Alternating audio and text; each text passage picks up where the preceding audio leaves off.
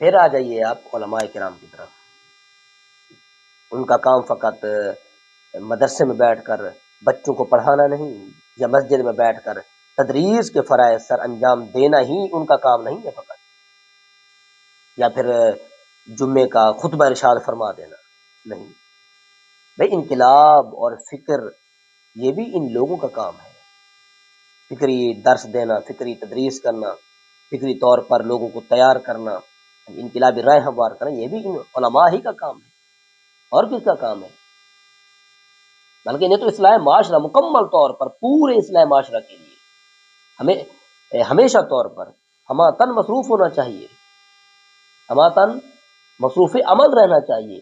اس کے لیے غم و فکر کرنی چاہیے کہ کسی طرح یہ بلکتی سی سختی اور دم توڑتی ہوئی انسانیت کو کفر و شرک اور فسق و فجور کی پستیوں اور اندھیروں سے نکال کر ایمان اور توحید اور نیکی اور پکیزگیوں کی بلندیوں پر لے جایا جائے، اور کس طرح اس غافل انسانیت کو بھڑکتی ہوئی اور دہکتی ہوئی جہنم سے بچا کر ٹھنڈی اور پرسکون جنت میں جانے والا بنایا جائے. یہ علماء کا کام ہے. اس طرح کی رائے ہموار کریں، اس طرح کی اصلاح کریں، اس طریقے سے معاشرے کو سنواریں، اس طریقے سے معاشرے کو منظم رکھیں، تنظیمی طور پر بالکل منظم رکھیں، اتحادی طور پر متحد رکھیں، تاکہ اعلاء کلمت اللہ کی راہ ہموار ہو. تب تبارک و تعالیٰ کا جو دین ہے وہ پوری دنیا پر غالب ہو جائے. والذی ارسل رسولہ بالہدی ودین الحق لیظہرہ علی الدین کلہ ولو کرہ الکافرون.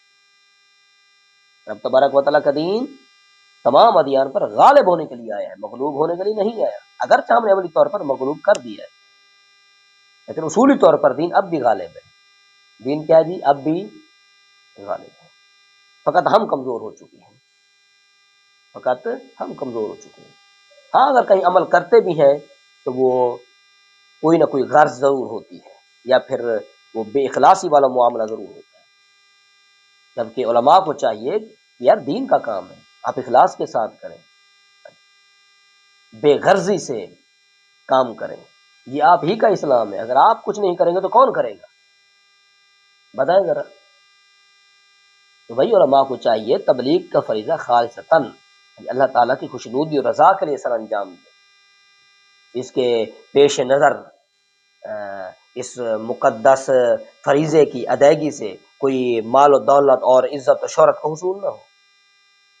بالکل نہ اس طرف کوئی توجہ دے، نہ یہ مال و زر کے پجاری بنے، نہ ہی مال و زر کے بھکاری بنے. اپنی کوشش اور کاوش کا اجر صرف اللہ تعالیٰ ہی سے طلب کرے. اللہ تبارک و تعالیٰ ہی اجر دینے والا ہے. لوگوں سے ہم کیوں اجر مانگتے ہیں، یا لوگ کے پیچھے کیوں بھاگتے ہیں اجر کی خاطر؟ اللہ تبارک و تعالیٰ سے مانگے. کیا قرآن نہیں پڑھتے آپ؟ جب بھی انبیاء کرام نے اپنی اپنی قوموں کو دعوت دی، جب بھی انبیاء کرام نے اپنی اپنی قوموں کو دعوت دی، تو ان کے سامنے سب سے پہلے یہ اعلان کیا کہ اے میری قوم کے لوگوں، تبلیغ مانو، رب تبارک و تعالیٰ کا دین قبول کرو، اور اس دین پہنچانے پر میں تم سے کسی قسم کے اجر کا کوئی معاملہ نہیں کرتا کہ مجھے یہ اجر دو، مجھے فلاں دو، مجھے فلاں دو. بالکل نہیں. فقط میری تعلیم سن لو، میری تبلیغ سن لو. وہی خالصتاً لوجہ اللہ والا معاملہ ہے، خالصتاً اخلاص والا معاملہ ہے، خالصتاً یہ بے غرضی والا معاملہ ہے کہ کوئی غرض نہیں ہے، کوئی غرض نہیں. انبیاء کے طریقے کو اپنائیں، اٹھیں، فقط مسجد کے کونے تک محدود نہ ہوں، یا فقط جمعے کے خطبے تک محدود نہ ہوں. اٹھیں، انقلابی نظریات پیش کریں. دوسری بات، خالص طور پر بے غرض ہو کر کام کریں. پھر تیسری بات بھی یہاں آتی ہے، باہمت ہو کر، حوصلہ نہ ہاریں، باہمت ہو کر کام کریں. کیونکہ حق کی راہ کے اندر رکاوٹیں تو ہیں، مشکلات بھی ہیں، آتی ہیں. برداشت کریں، حوصلے کے ساتھ کام رکھیں، جی نہ ہاریں. خصوصی طور پر اسے مد نظر رکھنا چاہیے کہ قوم کی اصلاح کا کام نہایت عظیم کام ہے، نہایت عظیم اور بلند کام ہے، ہمت والا کام ہے. اس کام کے دوران بسا اوقات مصائب اور تکلیفوں کا سامنا کرنا پڑتا ہے، مشقتوں کا سامنا کرنا پڑتا ہے. لوگوں کی مخالفت سے افسردہ اور مایوس اور بد دل نہیں ہونا چاہیے. مخالفت کرتے ہیں لوگ، مخالفت کرتے ہیں لوگ، آپ کو ان کی مخالفت سن کر افسردہ اور دل برداشتہ نہیں ہونا چاہیے، نہ ہی اپنی اس جد و جہد کو چھوڑنا چاہیے، نہیں، بالکل نہیں۔ آپ اپنی تبلیغ کا کام مکمل طور پر کریں، جاری جاری اور ساری کریں، اور یہ یاد رکھیں تبلیغ کا کام کوئی پھولوں کی سیج نہیں ہے، تبلیغ کا کام کوئی پھولوں کی سیج نہیں، ہر طرف شیطانی ہتھ کنڈے ہیں، شیطان کی راہیں کھلی ہوئی ہیں، رب رحمان کا ایک راستہ ہے بس،